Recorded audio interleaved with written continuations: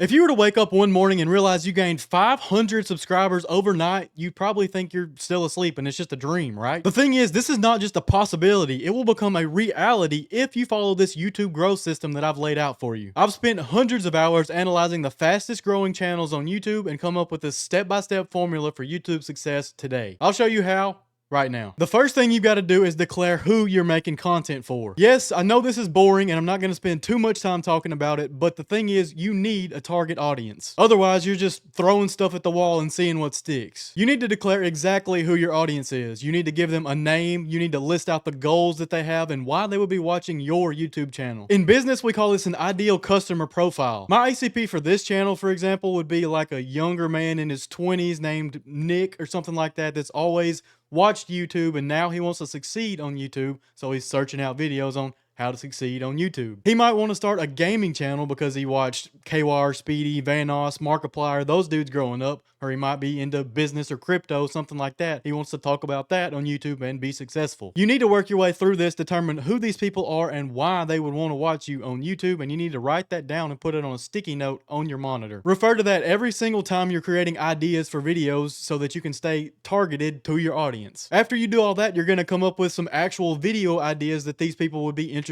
in watching, which is our step number 2. Steal ideas like an artist. So am I telling you to go and copy every other video that's already been created in your niche?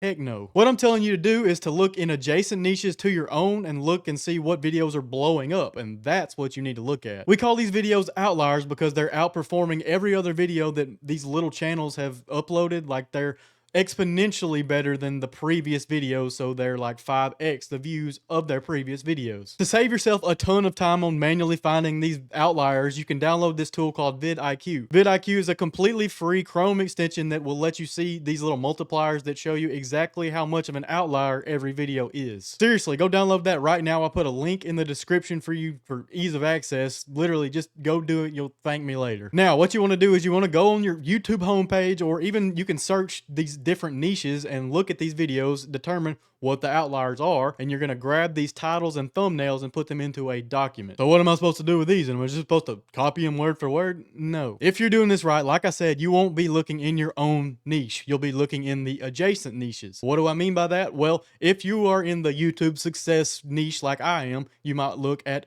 the business niche or the personal growth niche, something like that. If you're in a gaming niche like a Minecraft channel, you might look at Fortnite or Call of Duty, something like that. Look at the videos that are blowing up in these adjacent niches. From that point, you can pretty much focus on what these videos did right, why they're blowing up. The most important part of all this is breaking down the titles and the thumbnails. For the titles, you can break it down literally like you're diagramming a sentence in grade school. You've got the actual subject of the video, and you've got what I like to call the intrigue factor. For this video, the subject would be growing your channel, and the intrigue factor would be how to do it so fast it feels illegal. You can do this with literally any of these outliers. You can do it for other videos as well, but the outliers are proven to perform well, so you want to emulate that. Reverse engineer those videos for your own niche. I actually reverse engineered this video from an Alex Hormozy video that went completely viral. It was titled "How to Make Money So Fast It Feels Illegal." Well, this is the same thing, but about growing your YouTube channel, which is what I do. I promise you, if you use this outlier framework and you use the rest of these tips in this video, you will see success on YouTube. Next up, you're gonna have to spend time perfecting your thumbnail. You know what generally makes a good thumbnail. If you're like me, you're on YouTube all the time anyway, right? The only video you're gonna click on that doesn't have a good thumbnail is like a Moist Critical video or a Markiplier video without a good thumbnail, something like that. They're based on their personalities. You're not.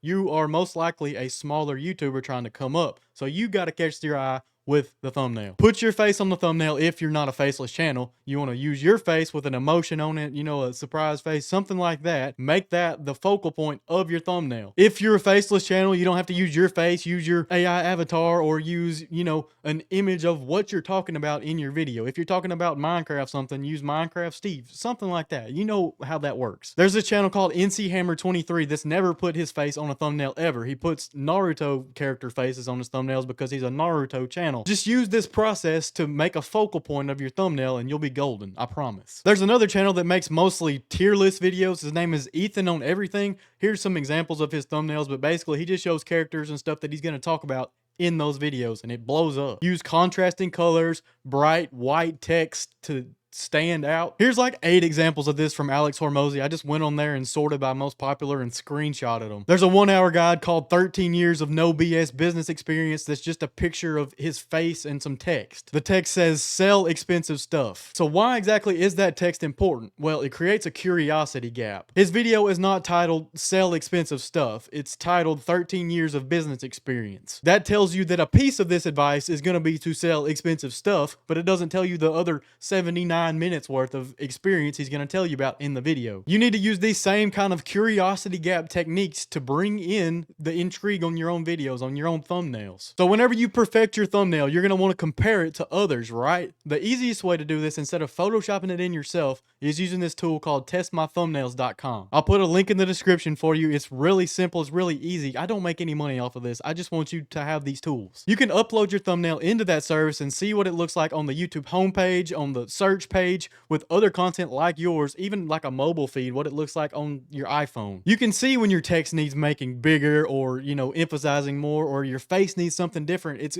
crazy valuable. You need to use this. It's great. Now that you've got all that optimization around your title and thumbnail and idea done, you've got to start planning out your video, like your outline and your script, right? We're going to talk about that next, and then after that, we're going to talk about the most important part of this entire strategy, so stick around for that. The script is one of the most controversial pieces of advice in all of the YouTube advice circles, and that's for good reason. Most people don't even need one after they've had enough practice. If you look at a bunch of channels that absolutely blow up, they have a script for their intro, like their hook and their intro, but then after that, they just kind of have talking points and they yap about them. They know enough about their subject that they can just talk about it. Like, they don't need a script in front of them. They can just yap and tell you useful information, their wisdom, everything they need to tell you. With that being said, every YouTube video needs at least a rough outline. Like I said, you do need a rock solid hook, and the rest of your intro needs to be scripted out as well. You need your main points mapped out, and you need to be able to create curiosity about the next points that are coming later on, like leaving little road signs or something for the viewer to keep watching, stay intrigued. I literally did that like a minute ago whenever I said that we were going to talk about the most important part of the strategy later on. So there's you an example. That's the kind of thing you can do. At the end, you're going to want a call to action to your viewer that tells them what they need to do next, like what you want them to do. And if you've done your job throughout the video well enough, they'll probably do what you want them to do. So if you want them to watch another video, they'll go watch that video. If you want them to sign up for an email newsletter, they will. A key point about that call to action is you don't want to use a bunch of ending language 30 seconds before you get to the call to action, because if they hear that ending language, they will click off. They don't care. They don't want to stick around for a 30-minute outro. This is not 2015 anymore. Now, I want to circle back to the hook slash intro, because that's probably the most important part of your entire video. It's very important to nail this, because otherwise you'll spend all these hours working on this video and then everybody clicks off after 15 seconds because your video's a snooze fest. You first got to have some kind of immediate hook to grab the attention of the viewer, and it needs to run parallel to your title and thumbnail. Take this video right here as an example. This guy's thumbnail is his face, text about a personal brand, and a graph showing growth, and the title, How to Build a Cult-Like Personal Brand on Social Media. His hook is this: the most valuable thing you could build on the internet is a cult-like personal brand, and there is nothing even close. This is a wonderful hook that incorporates both his title and his thumbnail, and it grabs the attention of the viewer right away. I've actually created a document with over 20 examples of this. Like, there's 20 videos with their thumbnail, their title, and the hook. I took the transcript from the YouTube video and put it into a document so you can look at all this stuff and study it for yourself.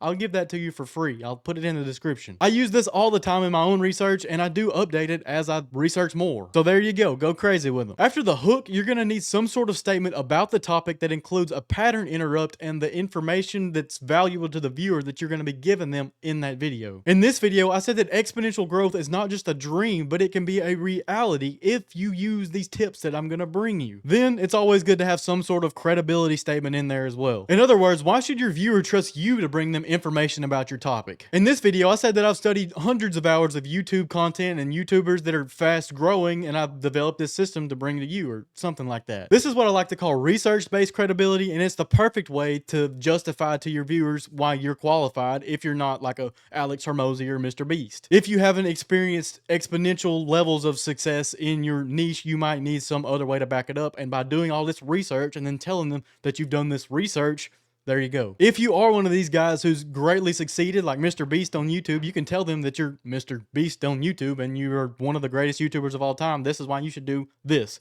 Or Alex Hormozy made hundreds of millions in business. This is why you should do this. I'm not that yet. I've had YouTube channels, but I've never achieved like a Mr. Beast level of success. It's just the fact of the matter. I have researched hundreds of hours of content on YouTube, and here we are. There are many more ways to do YouTube intros. This is just the simple framework that I've worked out that actually works. So there you go. I'll make dedicated videos on intros later on. The fact of the matter is you're going to need to make sure that your viewers are hooked into the video, and then you're going to move on to the meat of the video. I've already talked about the meat and the call to action, so that's the rest of the script. Now let's talk about recording and editing videos. I'm not going to go into great detail on this because you know how to record a video. If you don't, there's a lot of catching up to do. You can use your phone, you can use a camera like I've got, you can use whatever you have at your disposal, a webcam, a mic, a lapel mic, anything to make your sound good and your quality as good as you can get it. Just post. That's what matters more than anything. Editing is also pretty simple. Most iPhones have like CapCut or iMovie, stuff like that. You can edit videos just straight there from your phone. You can download DaVinci Resolve on any computer. You can download Final Cut Pro or Premiere Pro if you're a big baller, I guess. I don't have that kind of funds, so I just use DaVinci and it's great. But, you know, it's up to you what you use. Just record and edit and then post and you're golden. Until the next step. The most important part of this entire strategy is consistency. Consistency is posting once a week, no matter what, unless you make like multiple hour-long video essays and it takes you weeks to make a video. That's a little bit different. That's a little bit above the scope of this, but either way, consistency. Even if you do only post a video once every 2 weeks or once a month, do that consistently. You will not see explosive growth on YouTube if you're months between uploads. It's just not going to happen in 2025. Make it a point to develop a time management system that allows you to make your videos every single week, no matter what. Every life is different. I can't really help you with that. You know, some people have a 9 to 5, some people work nights, you know, whatever you have to do. Make sure you make your video every week if possible. Shoot, make it 2 a week. Just don't burn out. This has been a personal struggle of mine, staying consistent with this stuff because everybody's got a lot of stuff going on, but I've developed a system that allows me to make 1 video a week at least starting right now. I've actually been doing it for a while on another channel, but we're in this now. On the same note, if you miss an upload, don't give up. Just wait until you make that video,